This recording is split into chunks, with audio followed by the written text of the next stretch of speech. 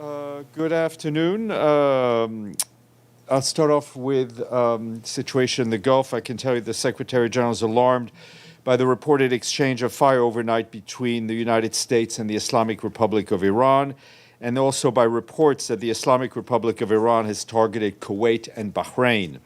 He is deeply troubled by the reports of civilian casualties. The Secretary General calls on all parties to exercise maximum restraint and to avoid any further escalation that risks to undermine ongoing diplomatic efforts. The sovereignty and the territorial integrity of all countries must be fully respected. The Secretary General condemns all attacks on civilian infrastructure and recalls that international humanitarian law strictly prohibits the targeting of civilian objects. He calls on all parties to uphold their obligation under international humanitarian law and under international law and to take all feasible precautions to protect civilians. The Secretary General reaffirms his full support for all ongoing mediation efforts, including those led by Pakistan, and urges all parties to engage constructively and in good faith with diplomatic initiatives. And turning to Lebanon, I can tell you that we are deeply concerned by the impact of the ongoing hostilities as people continue to be forced to leave their homes in search of safety. In Beirut alone, an estimated 200,000 people were displaced from the southern suburbs following the evacuation order issued by the Israeli Defense Forces on June 1st. And according to local authorities, 30,000 families in South Governorate and 4,000 families in Nabatea have escaped violence in recent days. The latest wave of displacement is putting severe pressure on already overstretched systems. Our humanitarian colleagues tell us that as of today, nearly 135,000 people have registered in collective shelters, which are increasingly overcrowded, with some thousands more staying on the street and seaside, among other places. We're also alarmed by the continued impact of hostilities on the healthcare system in Lebanon. According to the Ministry of Public Health, night strikes on June 1st killed 5 people and injured 48 others, including a doctor and 5 hospital workers in Teptin Government Hospital, which is in Nabatea Governorate. This marks at least the 4th strike since March 2nd, affecting this hospital, which is the only operating trauma hospital in that area. And we and our partners are continuing to deliver assistance wherever and whenever possible, including clean water, hygiene kits, and other forms of aid to people who need it most. We continue to call for the protection of civilians, including health workers, and for sustained and unimpeded humanitarian access to wherever it is needed. Meanwhile, UNIFIL peacekeepers are continuing to monitor the situation along the Blue Line. Yesterday, they observed intensive ground and air activities by the IDF across the area of operations. These activities included armored movements, large-scale engineering works, and demolition and sustained logistical traffics, as well as air strikes. They detected 70 violations of Lebanese airspace by Israeli forces and approximately 24 airstrikes conducted across both sectors by Israel jet fighters, as well as 1 rocket attack from an IDF helicopter. They also detected 21 launches of projectiles from north to south, presumably launched by Hezbollah, including one that crossed the Blue Line. In addition, UNIFIL recorded approximately 826 trajectories of projectiles fired from IDF positions south of the Blue Line and within its area of operations, marking the 3rd consecutive day, a concerning record since April 17th. The escalating intensity and growing number of IDF strikes in the South Lebanon, alongside continuing launches by Hezbollah, are all deeply alarming and, of course, heighten the risk of even further escalation. We call on all parties to exercise maximum restraint, respect the cessation of hostilities arrangements, and fully comply with their obligations under Resolution 1701. Turning to the occupied Palestinian territory, our humanitarian colleagues and our logistics partners tell us that convoys traveling to Karim Shalom, Karim Abu Salam to collect humanitarian cargo via the newly established Israeli checkpoint in southern Gaza are still facing significant delays. Those delays yesterday prevented 6 fuel tankers from reaching the checkpoint. which significantly reduced, obviously, the volume of fuel that could be collected at the crossings. A steady flow of fuel is critical to keep hospitals, desalination plants, and other life-saving sustaining services running in the absence of functioning electricity grid. However, partners did manage to collect over 1,000 pallets of essential supplies yesterday, including hygiene kits, tarpaulins, blankets, and medicines. On the health front, over the past 2 weeks, nearly 100 patients, along with about 130 caregivers, were evacuated abroad from Gaza through Karim Shalom and Rafah crossings, with support from the World Health Organization and other partners. Meanwhile, thousands of patients still require specialized medical care that they cannot receive in Gaza currently. Referral pathways to medical facilities in the West Bank, including East Jerusalem, remained blocked by the Israeli authorities. Scaling up health services in Gaza is urgently needed, and this requires facilitating the entry of more critical equipment and medical supplies. Our partners leading on water tell us that overall water production in Gaza dropped by 20% in May compared with 2 months earlier, largely due to the shortages of needed chemicals and spare parts for the pumps. And flagging the pretty dire situation in Yemen, today the Food and Agriculture Organization and the World Food Program, as well as UNICEF, jointly called on the international community to urgently scale up funding for humanitarian food assistance, nutrition services, health and agriculture, and resilience programming. This comes as the latest integrated food security phase classification analysis shows that nearly 5 million human beings in Yemen, that's 1 in 2 people across 12 government-controlled areas of the country, are experiencing high levels of acute food insecurity between March and May of this year. The outlook, sadly, is expected to get even worse. An estimated 5.4 million people living in the government-controlled areas, including Aden, Hadramawt, Marib, and Taiz, are projected to face high levels of food insecurity between June and September of this year.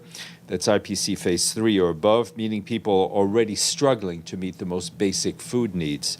The agencies warn that without immediate, sustained, and scaled-up action, millions of vulnerable people risk falling deeper into hunger, malnutrition, and irreversible livelihoods loss. And just to flag that in March, we and our humanitarian partners published the 2026 Humanitarian Needs and Response Plan, seeking $2.16 billion United States dollars to provide life-saving humanitarian assistance to some 12 million people, including women and people across Yemen. And in Mauritania, our Central Emergency Fund has released $2.5 million to help communities prepare for and mitigate the impact of severe drought. New funds will allow FAO, World Food Program, and UNICEF and others to immediately support about 120,000 people ahead of projected severe drought conditions. This support includes sharing critical early warning messages, providing drought-resistant seeds, cash assistance, and livestock feed, and preventing malnutrition among children. The funding is being released ahead of the drought so our partners can prepare and plan and act before it actually impacts. And turning to the broader Sahel, OCHA tells us that 24 million people across the region need humanitarian aid. This year's Humanitarian Needs and Response Overview warns that the crisis is deepening across Burkina Faso, Chad, Mali, Niger, northern Cameroon, and northeast Nigeria. Violence continues to spread, with armed groups expanding their reach across the central Sahel, Lake Chad Basin. Communities, as you know, are being uprooted, while schools and health centers are being forced to close. Climate shocks are compounding the suffering of people. The Sahel is warming faster than the global average. In 2025 alone, devastating floods affected 590,000 people, while droughts and desertification are destroying farmlands and impacting millions of people who depend on these areas for their livelihoods.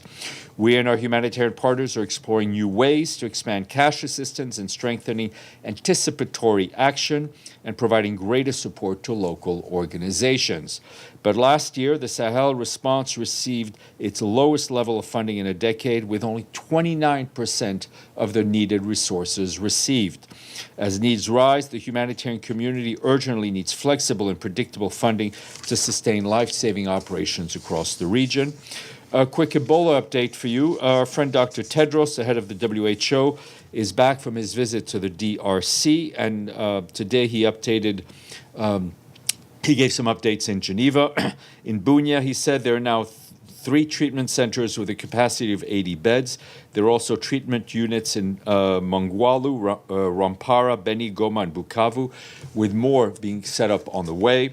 Dr. Tedros also highlighted challenges to response, including the need to scale up lab and diagnostics capacity, surveillance, as well as health services in neighboring provinces and countries.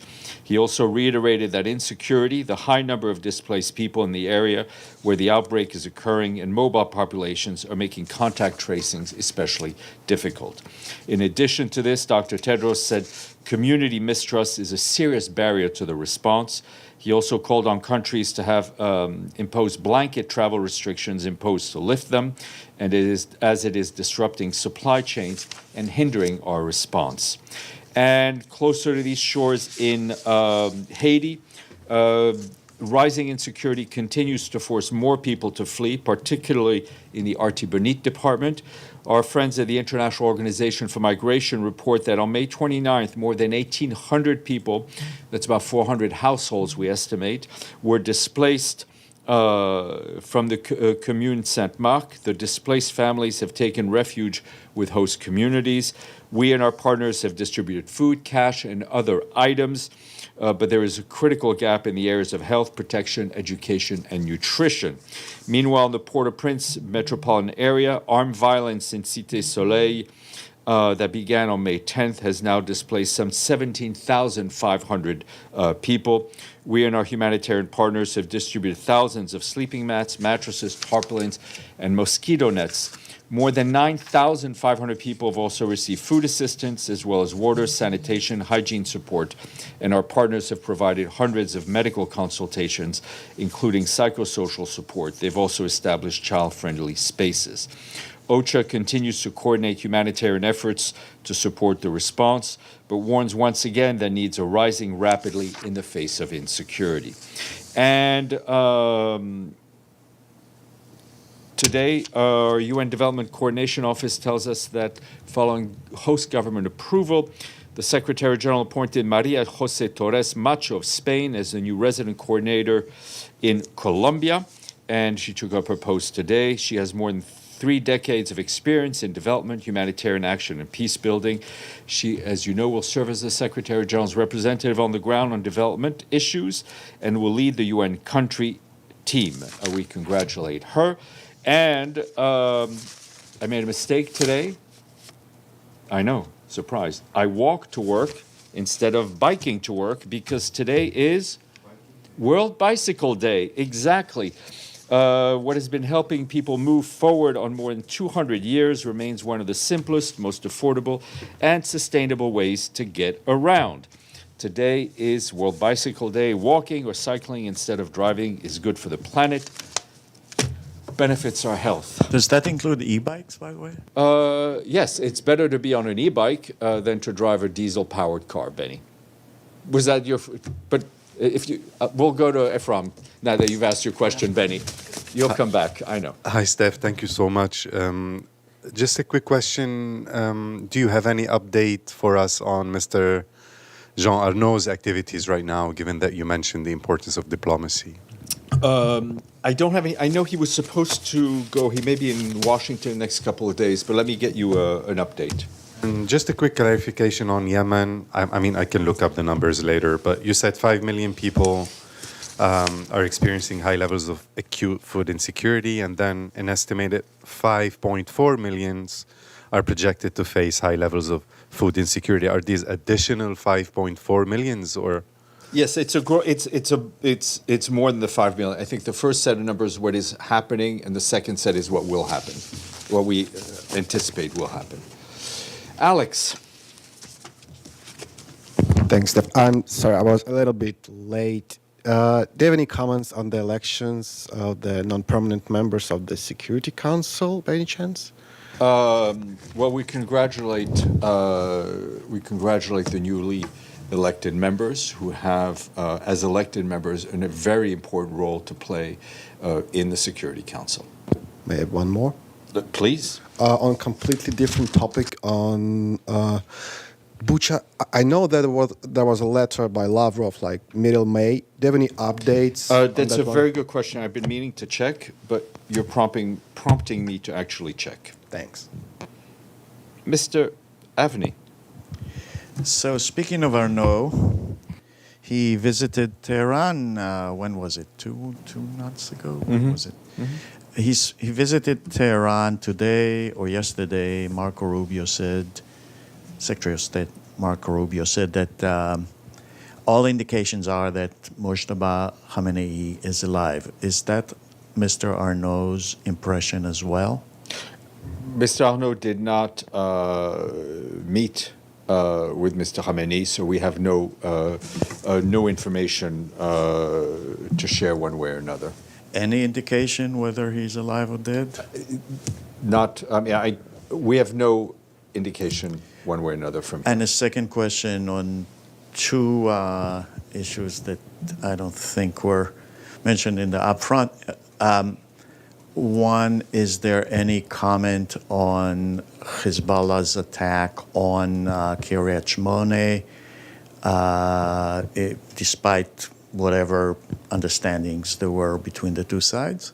I mean, we've or clearly have condemned all of these strikes and will continue to do so. I mean, the Secretary General's call has been for cessation of hostilities for people in southern Lebanon and in northern Israel to be able to return home and resume their lives. And secondly, on speaking of the ceasefire war, on the Iranian attack on Kuwait this morning, that on the airport. You may have been playing Sudoku on your phone when I read out the first statement, which covered that pretty extensively, Benny. I don't do Sudoku. I know, I'm sure. I won't ask. All right, no questions online. I will leave you back to your activities and whatever you're doing on your phone, Benny.